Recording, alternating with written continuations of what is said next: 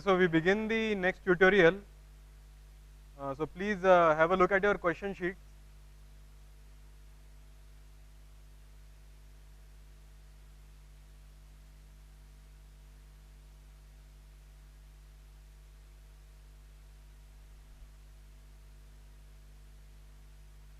So the question is, the velocity components in a flow field are given as follows. U equal to x divided by t plus t naught, v equal to v naught, w equal to 0, where t0 and v0 are constants. A colored dye is injected at the point A, which is given by x naught, y naught and z naught in the flow field at t equal to t naught. Find the equation of a colored line visible in the flow field at t equal to 2t naught as a consequence of the dye injection. The second question is, find the locus of the fluid particle that passes through the point A at t equal to t naught. So let us first see a schematic of what the problem is.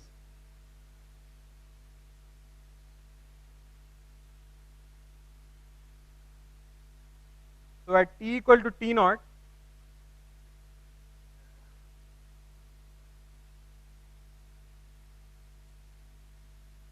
say the dye is injected at the point A, which is marked by x naught, y naught and z naught. Now at say t equal to t naught, a particle is released. This is a snapshot at t equal to say t1. At a later time, t equal to t2, another particle of the same dye is injected. So at a time t2, the original particle t1 will have moved in the flow field. So say the particle which was released at t1 is at this point, and the particle at t2 is just being released.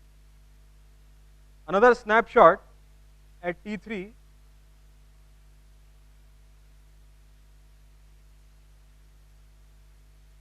would look something like this. The original point has now moved further into the flow field. The point that was released at t2 has moved at this point, and this is the next point. So at successive times, more and more colored dyes are injected. So as a result of this, at t equal to 2t naught, we will have a locus of points which were released at previous times before 2t naught. So the colored line will be simply the grouping of such and such particles. So basically we have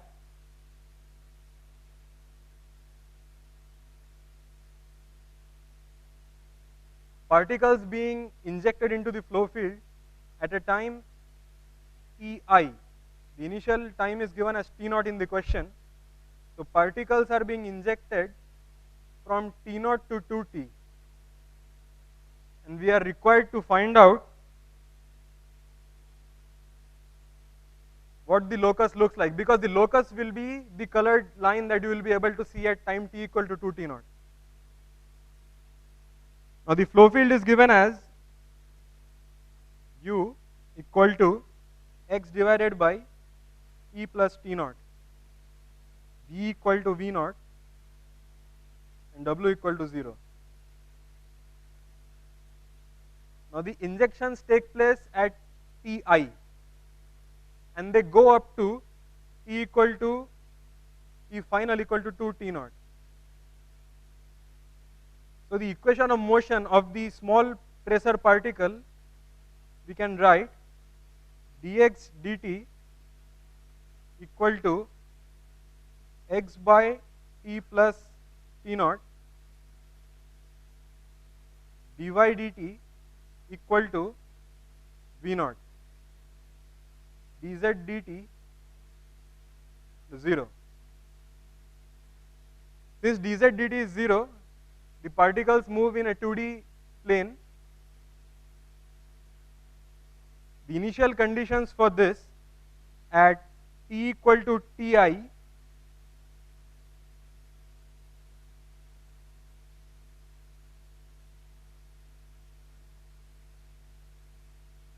the particle is released at t equal to ti at the point A, which is x naught, y naught, z naught.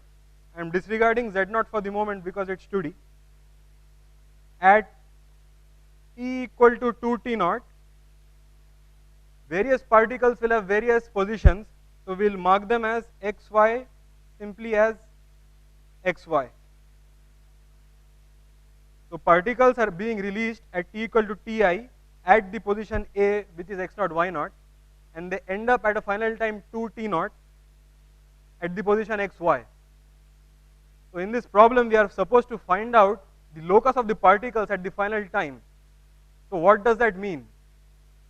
It means we have to parameterize the problem by eliminating ti. We want to find the locus independent of the injection time. We want to find out the location of the particles at the frozen time instant t equal to 2t naught. So let me just write down the equations once again.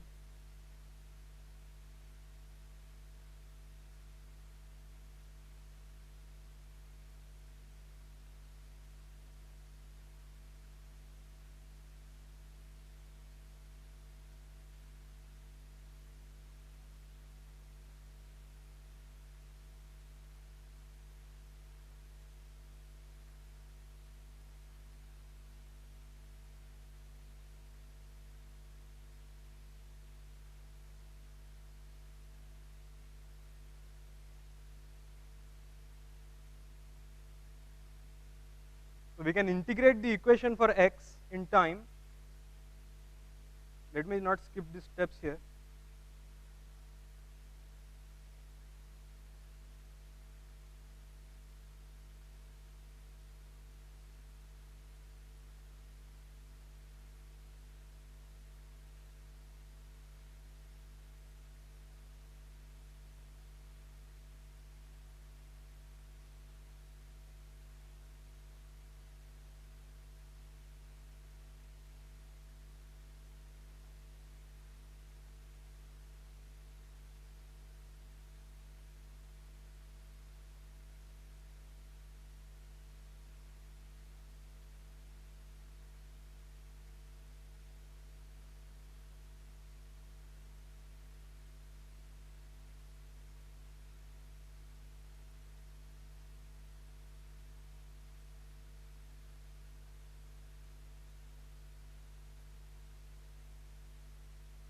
So this is the equation for x of the particle which would have been injected at time t equal to ti. Okay. This particle is injected at ti and it travels to a time 2t naught, at which point of time its position will be x. Similarly, for y,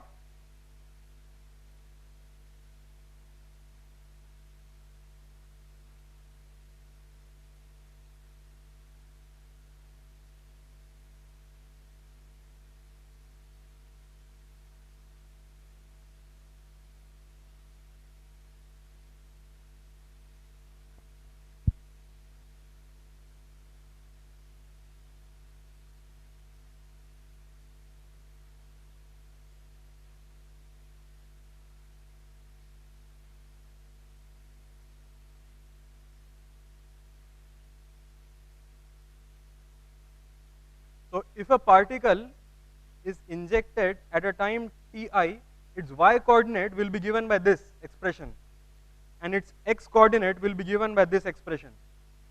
Note that the particle is injected at a time ti. Now since we want to find out the locus of the points till a time 2ti, 2t naught, we would like to eliminate ti, because that would give us the locus of all the points at the time instant 2t naught. So let me just rewrite the expressions. The x coordinate of the particle injected at a time ti is given by this, and the y coordinate of the particle is given by this.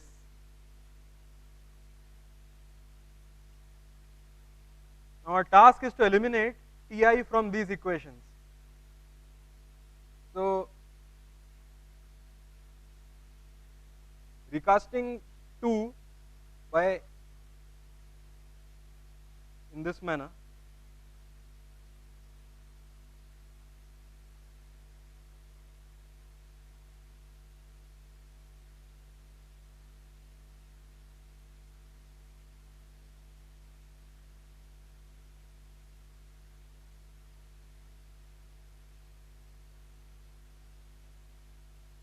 so we need to substitute this Ti into the expression 1 in order to eliminate Ti from the overall system of equations. So we get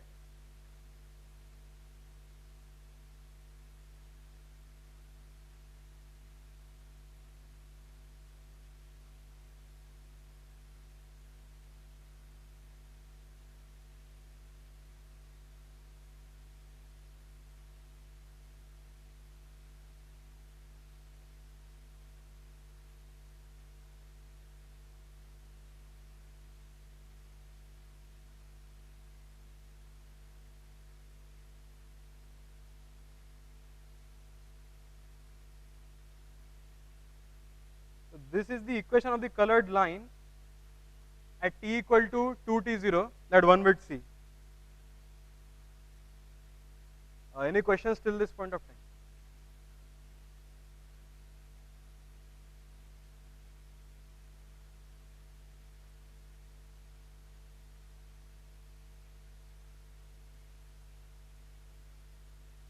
Here initial condition at x equal to x0, the time is t0. Why you have not taken ti? No, see, I'll go back to the previous, the first slide.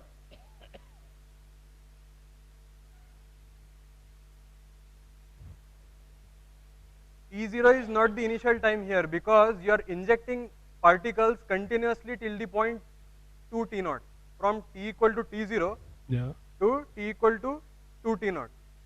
So for the first particle, the time varies from T0 to 2 T0 because first particle is there from T0 to 2 T0. But the second particle has been injected after a time T0. Its injection time is not T0. It is slightly more than T0. For the third particle, it will be slightly more than that, in between that. So we are continuously injecting at t equal to Ti, and this Ti is the parameter we want to eliminate in order to find out the equation at the final time 2 T0. Right? So the second part of the question,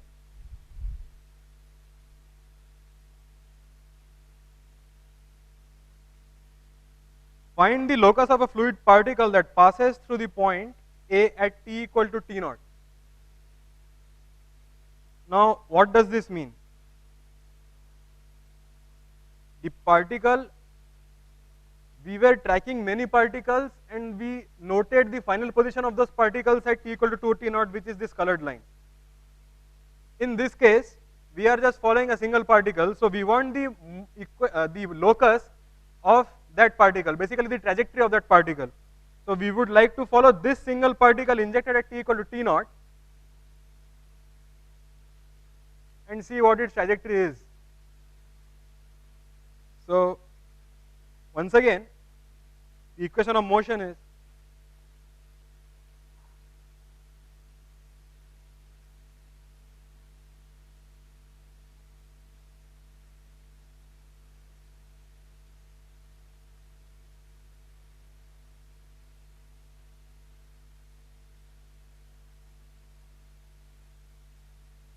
now here the conditions for the single particle is that at t equal to T0,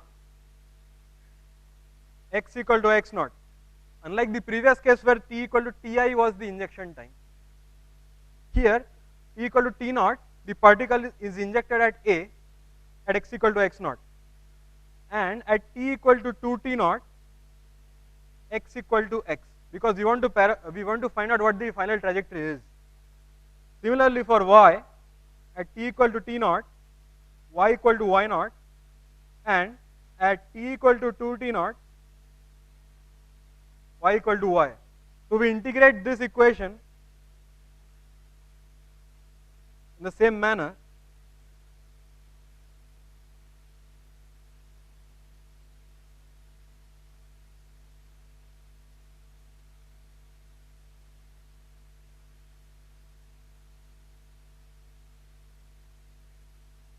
Oh, sorry, we have to find out the trajectory at any time t. So this won't be t naught, 2t naught, this would be t. Because we want to find out the trajectory of that particle which is injected at t equal to t naught, not at any final specified time. So please make this correction, I'll rewrite this.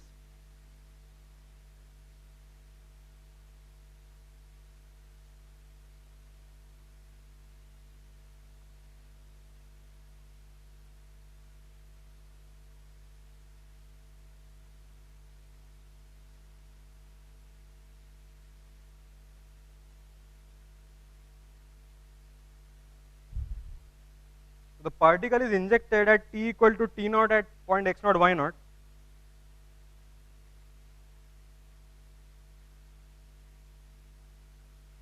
And we want to see the trajectory as a function of the final trajectory, this equation, at a time t. So this integration will be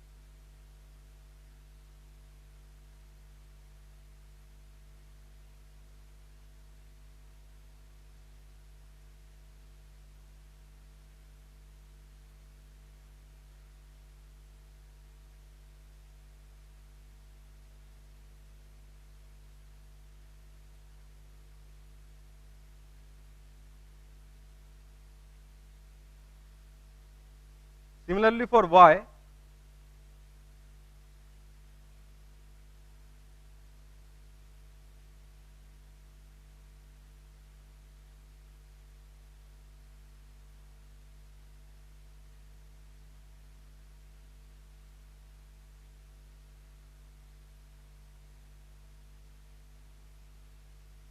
Now the physical situation is that the particle has been injected into the fluid at t equal to t naught, and as time progresses, the coordinate x coordinate changes like this, and y coordinate changes like this. So these two equations describe the temporal evolution of the x coordinate and y coordinate. So in order to find the equation in x and y at any time, we would want to eliminate the time, right? We want to find out the trajectory at any time. So we want to eliminate t from these two equations. So we recast equation 2 as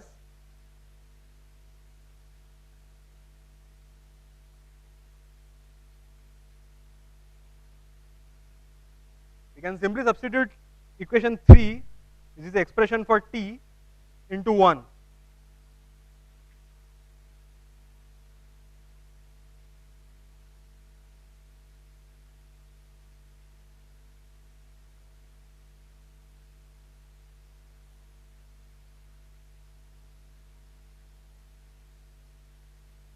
This is the equation of the locus of the particle which is injected at a time t equal to t naught. This is how x and y keep on varying. Any questions?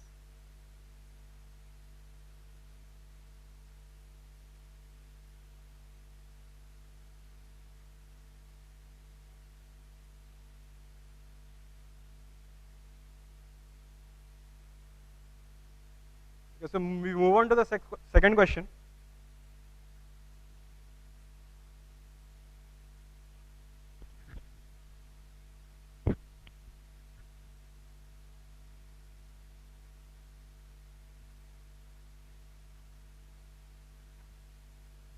This is the streak line. The trajectory of the colored line is the streak line. So there were injections at successive times, and we took a snapshot at a final time. So the locus of those points is the streak line. In the second part of the problem, we just followed a single point, that is the path line. Okay.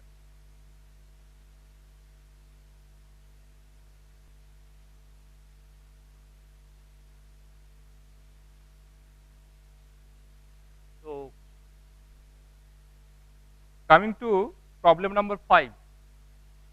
A three-dimensional velocity field is given by the component of velocities are given.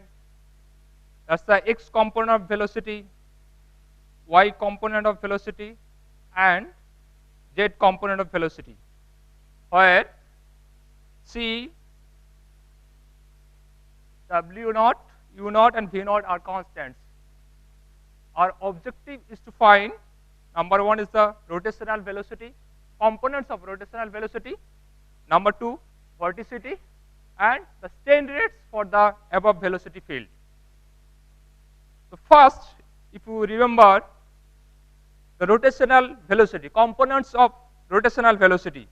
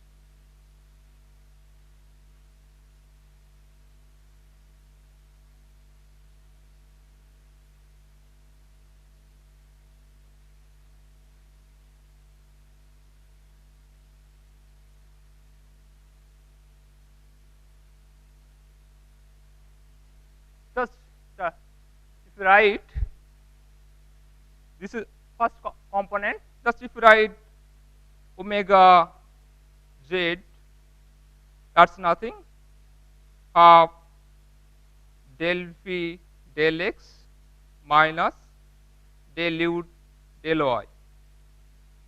This is on xy plane or about z axis. Similarly, if you write omega x half del w del y minus del v del z, and omega y equals to half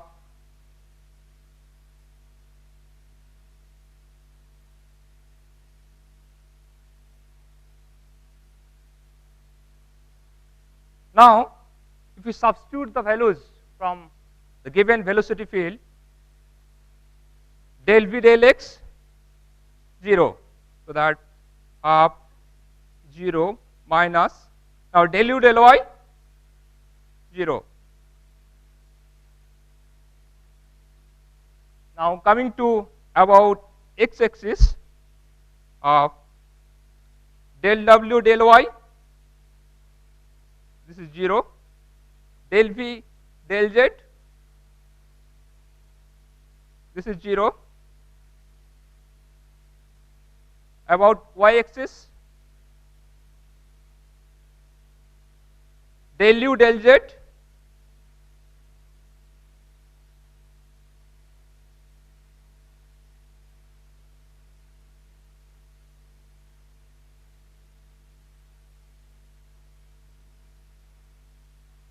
and about del w del x 0.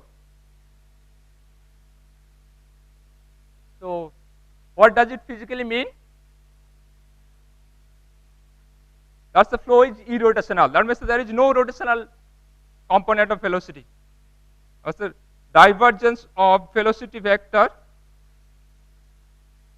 equals to 0. Sorry, curl of velocity vector equals to 0. Now if we want to find the second part, that's the vorticity, components of vorticity. As you know, that's the vorticity is twice of the rotational velocity. So as the rotational component of velocity are 0, the vorticity will also become 0. Now coming to the strain rates. So first, strain rate means there are two types of strain rates. One is the linear strain rates, and other is the rate of angular strain rates. So if I write linear strain rates, this is del u del x del v del y and del w del z. So this becomes C, this becomes C, and this becomes minus 2C. So now if we want to find the angular strain rates, that means the epsilon xy, epsilon yz and epsilon zx. This is del v del x plus del u del y. This is del w del y plus del v del z, del u del z plus del w del x. So first part, del v del x is 0, del u del y 0, it becomes 0. Second part, del w del y 0, del v del z again 0, and third part, del u del z, that's 0.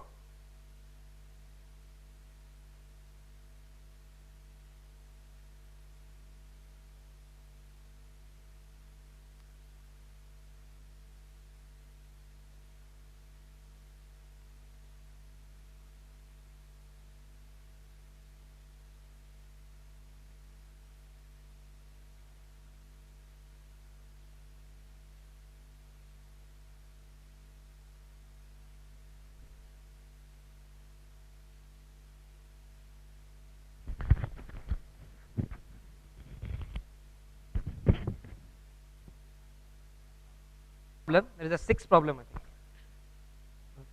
think. So this is a very interesting problem. Let us first read the problem. The problem reads like this: a rectangular heated electronic chip floats on top of a thin layer of air above a bottom plate. Air is blown at a uniform velocity through holes in the bottom plate. For steady, inviscid, constant density flow, find out the components of velocity and the acceleration. Width of the chip perpendicular to the plane of figure is B. So the figure for this problem is mentioned here, but let us try for clarity, let us try to draw this figure more elaborately here. So it's mentioned that there is a bottom plate, and on which there are holes. So just draw the bottom plate like this, and on top of this the chip floats. So let us draw the chip here. This is the chip. The hatched body is the chip. So air is blown as shown in the figure. We are showing this blowing air with these arrows.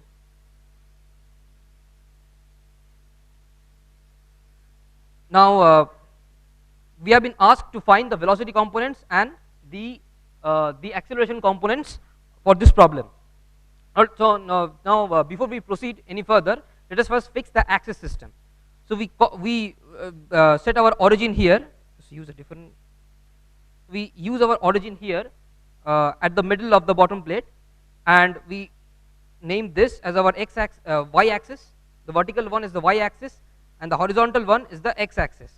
So positive x is in this direction, as mentioned. Now this blowing velocity, it's uniform. That uniform velocity is not given in the problem. This is, I think, v. Let's call it.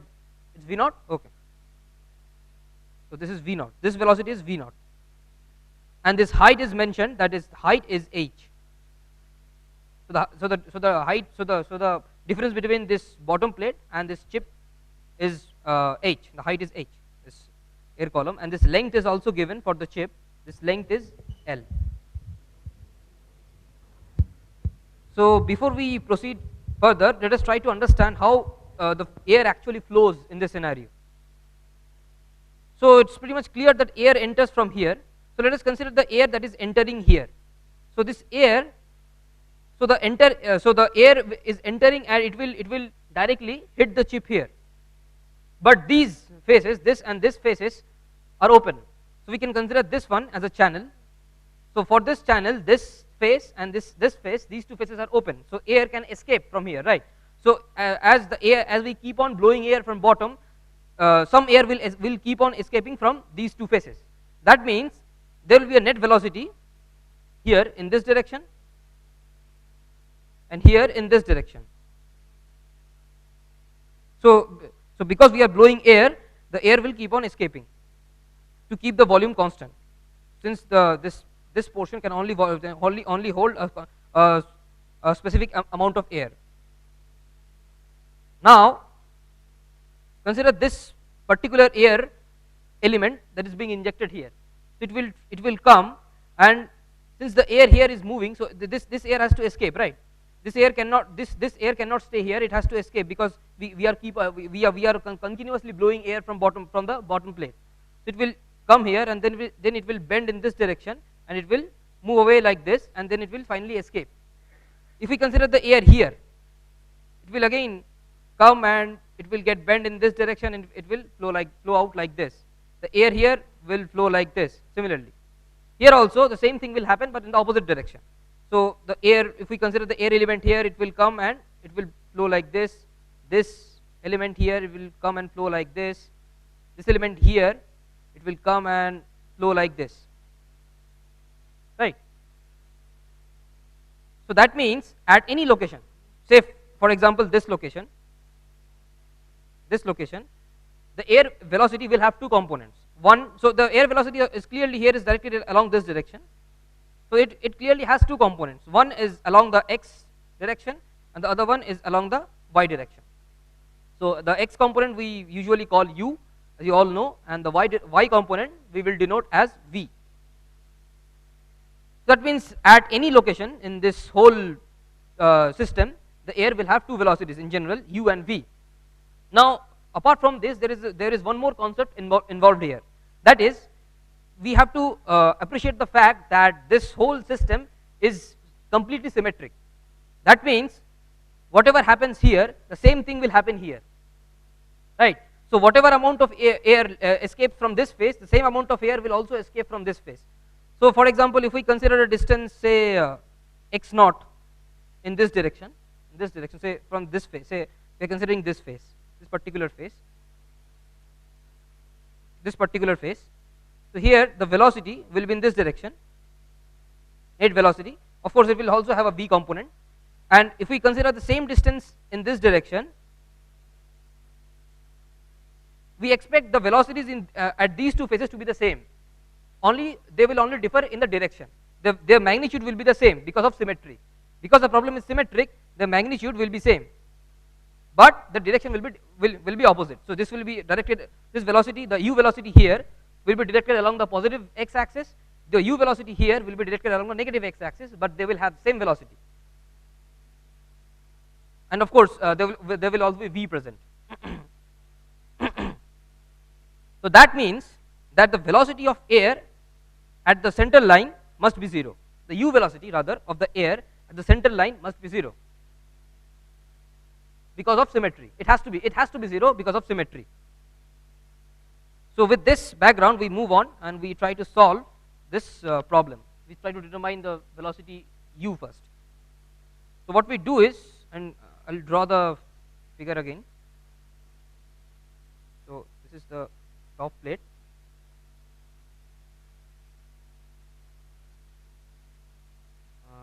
This is the bottom plate. The axis, these are the axes, x and y.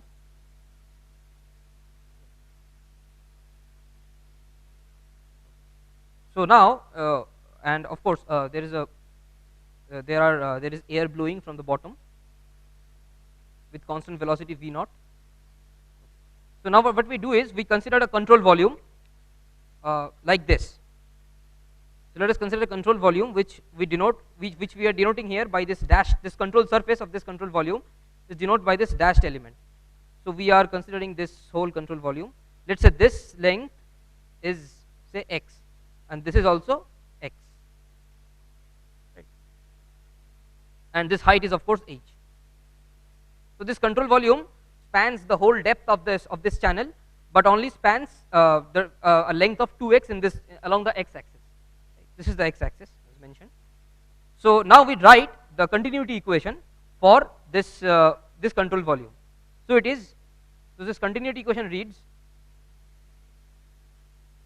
m dot in minus m dot out equal to 0. Since there is since it's mentioned that it is an incompressible flow, constant density flow, that is incompressible flow, we know that there will be no mass accumulation inside this control volume. So this is ideally speaking, this is del T of mCV. This is 0 here because it's a steady flow. There is no mass accumulation inside the control volume. It's mentioned that in the problem, if you see, it's a steady flow, steady constant density flow. These two are very important words.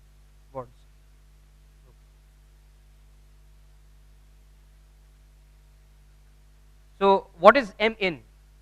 See, the mass is only coming in through this surface, right? So m in is nothing but v0 into 2x, right? So we have m in, and what is m out? So m out is, so mass is going out, so air is escaping through this control volume through two phases. So one is this phase, and the other is this phase. And for escaping air, the only important component of velocity is the u velocity, because v velocity will not help the air escape this control volume. V velocity will, so at this phase the v velocity will direct the air in this direction, right, along the y-axis. So the air, for v velocity only, the air will not be able to escape. The air will be able to escape only for x velocity, that is u component of the velocity. And as we have mentioned here, it's a symmetric problem. This is a symmetric scenario, so u here and u here have the same magnitude. So what is the mass flow rate through this phase? So the mass flow rate is this phase, through this phase is nothing but u into h. And since mass flow rate is this phase, through this phase is equal to mass flow rate through this phase because of symmetry, so total mass out is nothing but that this into 2, right? Because if you take into account this phase and this phase. So if we call it the east phase and this the east phase, this is the west phase. So through east and west phases, the mass flow rates are equal. So that means the total mass flow rate is nothing but 2 into u into h, that is equal to 0. So this gives us a nice expression for u, which is nothing but, so let me write the equation again. That is 2 v0 x minus twice u h equal to 0. So u is equal to nothing but v0 x by h. I'm sorry?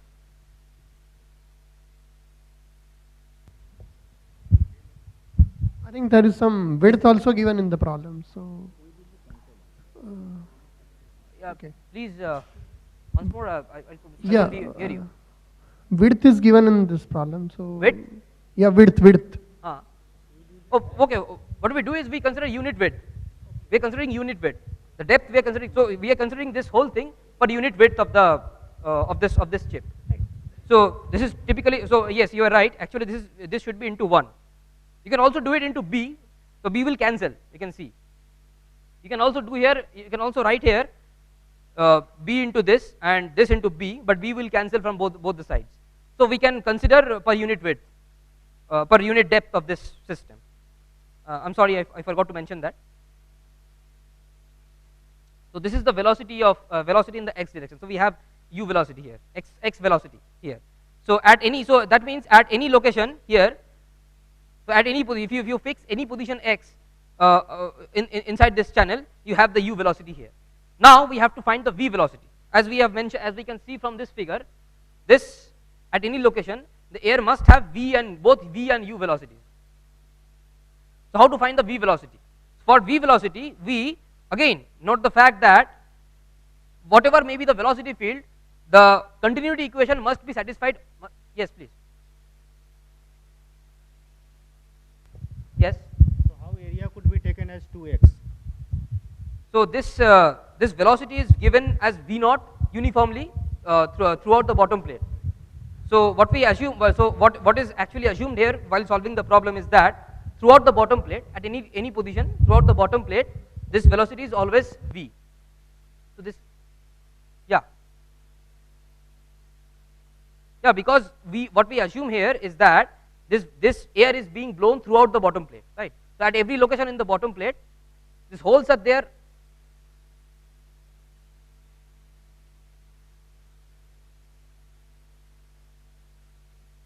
The holes are there throughout the bottom plate. So we for the time being we assume that this hole is covering the whole bottom plate. So holes are there everywhere in the bottom plate, on the bottom plate. That is the area for the blowing air will be 2 into x.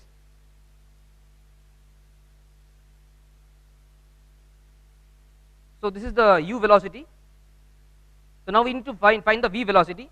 The v velocity can be found out, as we said, from the continuity equation. So let us write the continuity equation. Sorry? In the Yeah. figure is given as b. Yeah. But you are taking it as a unit. Yeah, I mentioned that you can include the width here. Ideally, what you should do is you should multiply this with b, right? This we should multiply. This is per unit width. This you can multiply by b. This again you can multiply by b, but b will cancel because this is equal to 0. B appears both here, so I'll write it. So you can write it like b into v naught into 2x, and this is u into h into 2 into b. So b, so this will be b here and b here, and b cancels. 2 also cancels because this is equal to 0. So b and 2 both cancel. So finally you get the same relation. Hello. Back should be closed. Front Sorry? and back should be closed, otherwise air may come front and back. Otherwise it's a assumption, it's a unit width is not sufficient as it may be a three-dimensional flow. Front and back should be closed and bottom should be of the unit. We are assuming that there is no air So flow assumption is through very important. in this otherwise direction, there will in be the z confusion direction of the and in the direction y of the- direction, and in the, so along z direction there is no air flow. That's also an assumption. That is true. That's also an assumption that along the z direction there is no flow of air. Only flow of air is along y and x direction. Achha, while exiting, while it has only horizontal component, it may so happen that there is also velocity in upward direction. Yeah, or there is velocity in upward direction. We are going to calculate that. no, while exiting you have shown only horizontal component. Sorry, where? While exiting, velocity is actually exiting.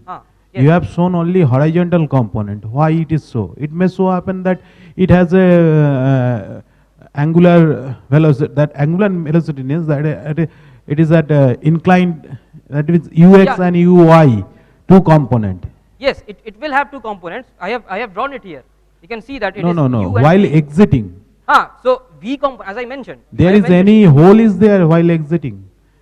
So here you are talking about this, No. At the these faces, right? there is Yeah, hole. so, no, so on these faces, the v velocity does not help it escape. It cannot escape in this direction.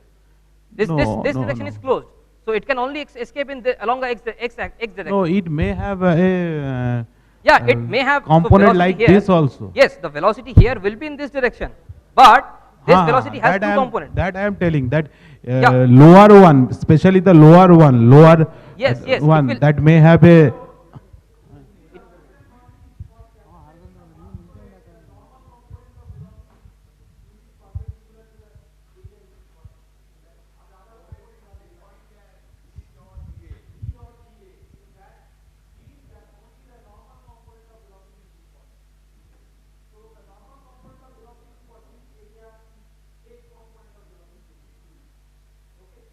It is the mass So balance it has, is getting it that will have two conservation components, of right? mass. You are right. It will have v velocity as well as u velocity. But this v velocity will not help it escape. It's very clear. Only this u velocity only will helps it escape this control volume. This air can only escape the control volume if it has a u velocity. It will not be able to escape if it has a v velocity. V velocity will only take it in this direction, and then it will hit this plate. How can it escape? It can only escape if it has a u velocity. Here also the air escapes in this direction. Okay, so we now know the u velocity. So let us write the continuity equation, which is nothing but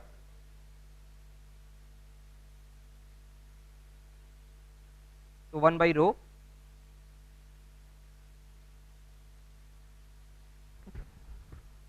So as mentioned here, this is a constant density flow, which means that this term is 0.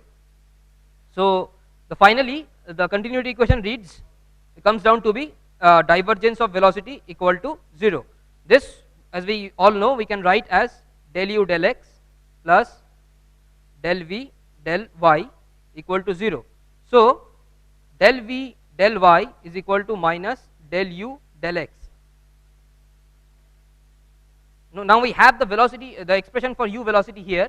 We can differentiate this expression to find this, to evaluate this. This is nothing but if we differentiate this, we get minus v naught by h, right? So we have a differential equation for v naught, for v, which we are going to solve to obtain the velocity in the y direction. So so the I'll write the equation again. So the equation for v velocity is nothing but v naught by h. So if we integrate this one, we will get v equal to minus v naught h yh plus some constant. Yes, it may be function of x. It may be a function of x. That's right. Now what we do is we apply to determine this constant, we need a boundary condition for v. Now as a boundary condition, we apply some common sense. The common sense is that velocity here, the v velocity at this point, that is on the top plate, has to be 0.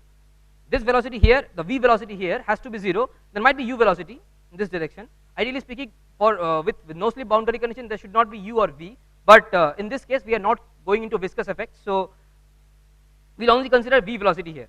So v velocity at this plate has to be 0, and this condition is known as no penetration boundary condition. So no penetration boundary condition.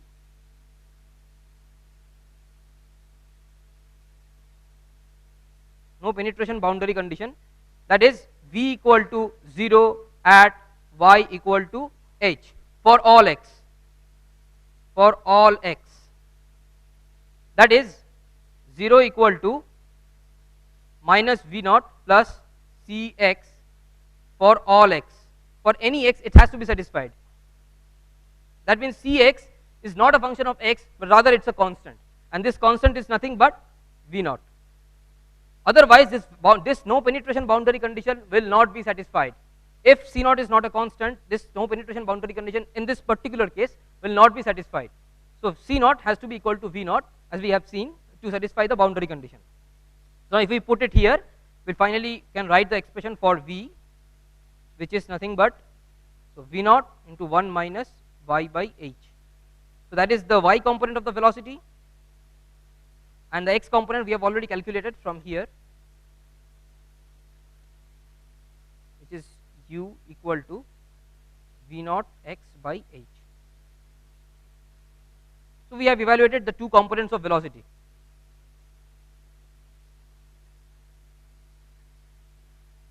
The next part of the question is find out the components of velocity and acceleration. So we have to find the acceleration. Now, since we know the velocity, finding out the acceleration is not a very difficult task. We know that the expression for acceleration, in an Eulerian frame, of course. So the expression for acceleration is nothing but, as we know, ax is nothing but u del u del x plus v del u del y. What is this? If we look into these two expressions, we find that u equal to v naught x by h, and del u del x is v naught by h, right? And v is this, but del u del y is 0, right? So this is nothing but, so ax is nothing but v naught square x by h. And what about ay? Ay is u del v del x plus v del y. So this is again 0, as we can see from this expression. Sorry, as we can see from this expression, this is 0, but this is there. This is very much there. This is nothing but v naught.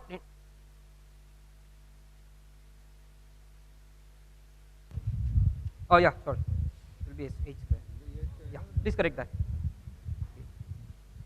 So yeah, so v naught is, v is given by this expression. So let us write it here, y by h, and del v del y is nothing but minus v naught by h.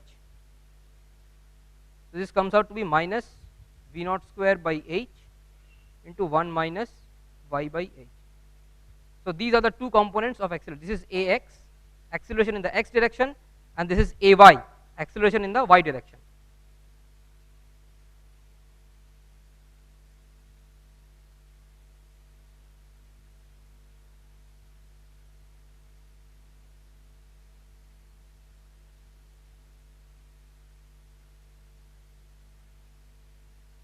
Any questions? Any further questions?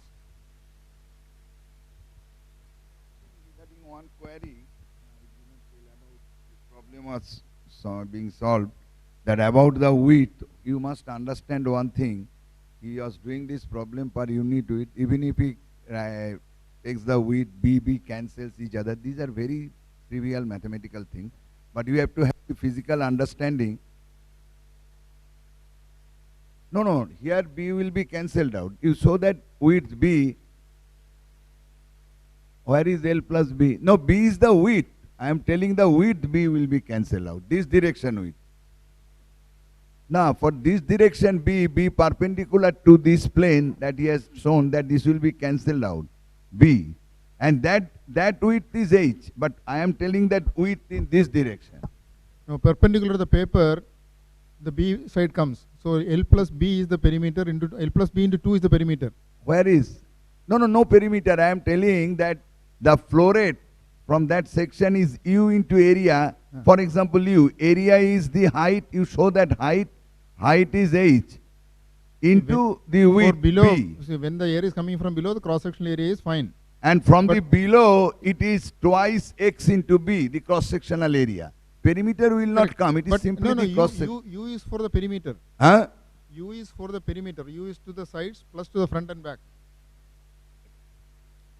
There is no flow along z direction. That is one assumption here. So L plus I am telling you just that I like to tell you that here the problem is that I am like to tell you that this thing is that it is a 2D representation of a three-dimensional, not flow. This is a three-dimensional geometry, and the is two-dimensional in a sense that if the width is very large, we can treat this two-dimensional in a physical sense that the same velocity field are being reproduced at different jets. Okay? No, see, B is same given. velocity fields are being reproduced at different jets. So therefore, you can visualize through the two-dimensional picture. So what I am saying is, see, it is This fine. assumption Since the width is finite, the air has to escape from the vertical surfaces also. There is surface perpendicular to. That is not the problem here. So This is not escaping from the surface. This is escaping from the top bottom surface only. See the right hand second this is term being blown HEU. from the bottom surface. Yes. That There is no you flowing of neglect. air See, from the bottom side. surface is okay, V0 X is Not, okay. not from this surface or this surface, no. Not back and front surface. I understand you think air is only leaving from the side surface, this cross section, side surface. Front and back it is B Not only, on finite the length, no? bottom and this. So these sides, all these surfaces are not coming into picture. Only two surfaces. No, it is floating on, see all the four surfaces come because it is floating on the air escapes from both the sides, front and That back. is not taken here, that two surfaces, front and Front back. and back That also is- it is escaping. That is being neglected, correct. that is That okay. is okay. That is the correct It is thing, escaped, that it's is okay. being neglected. But what I like to say, this type of problem at different jet, that B cancels out because of that sense. You are correct, that physically as you see the problem, it should come out from all the surfaces. Oh, it is given there.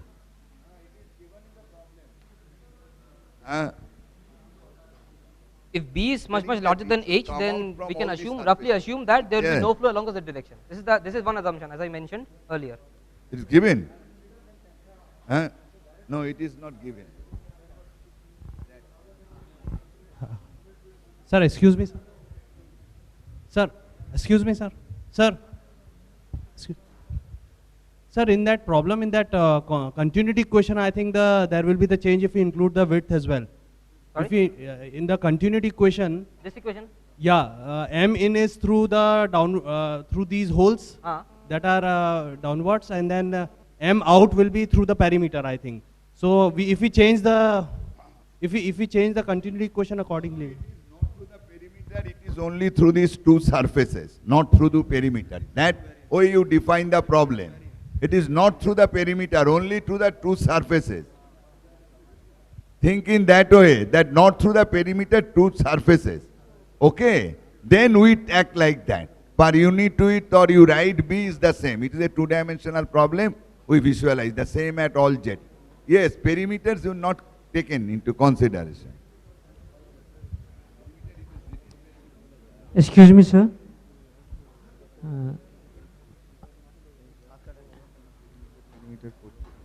Excuse me. Sir, the velocity and acceleration potentials developed over here does not take into account the length which has been given into the problem statement. Is it a superficial data over there? Length of chip has been given into in the problem statement. this Length has been L, given. right? So will it not come into picture when we calculate the velocity and acceleration potentials? For as we have solved the problem, we have seen that this length is not coming into picture. We don't need the length actually, but if we want to calculate the force on this chip, then we will need the length. It should have effect, I hope so. Sorry? The length of the chip has been given and it should matter when we are calculating the velocity or acceleration.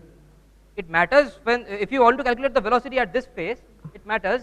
But if we want to calculate the velocity somewhere in the middle, for example this areas, it doesn't matter, as we have seen clearly, with the assumption of course that there is no flow along the z direction. If you want to calculate the force on this chip, then this length will matter, of course. If you want to calculate the pressure, net pressure being applied from the bottom. So whatever be the length, the velocity and acceleration are going to remain as we have calculated. It is going to remain as we have calculated. For this particular setup, it is going to remain as we have calculated, like this, V0 x by h. So it is like this. If you consider a bigger control volume, you will see that more and more air is being pushed into this area, right? So that means more and more air has to leave this control volume. If you make the control volume larger, that means more and more air is being pushed into the control volume. That means more and more air has to leave it. That means the velocity here, these two phases has to increase, and that is increasing here. But that means that we are going to have same streamlines for all the length compositions. Sorry? That means that same streamlines are going to be obtained for all the cases? Streamlines will be something like this. If you solve for the stream function here, we know the two velocity fields. You know the two velocity fields here and here. So you can integrate these two velocity fields and find psi, stream function psi, and then you can check how it comes. It will be something like this here. we can intuitively say that it will be something like this.